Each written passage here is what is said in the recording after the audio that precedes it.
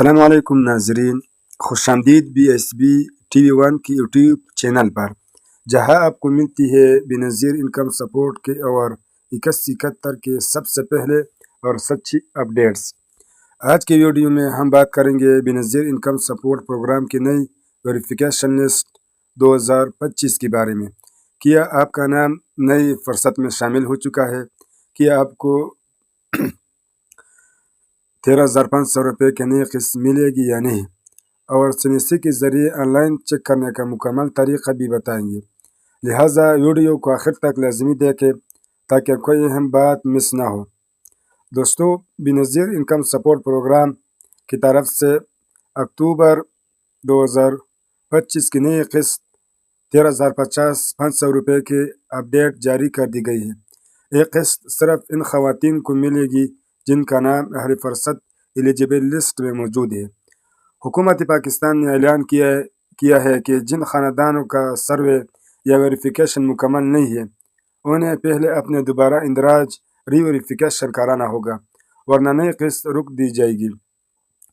2171 web portal سے on line check کرنے کا طریقہ: اپنے موبائل یا کمپیوٹر پر جائیں، 2171 ویب سائٹ کھولیں، اپنے سنیسی نمبر درج کریں، کوڈ لکھا جو باکس میں نظر آ رہا ہو، چیک ایلیجیبل پر کلک کریں۔ چند سیکنڈ میں سسٹم بتائے گا کہ آپ اہل ہیں، آپ کو قسط ملے گی یا آپ کا ڈیٹا اپڈیٹ ہونے کی ضرورت ہے۔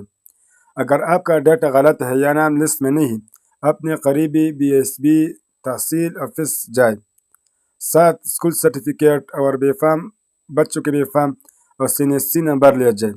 وہاں ڈائنامک سروے مکمل کریں، آپ کا نیا اندراج ہو جائے گا۔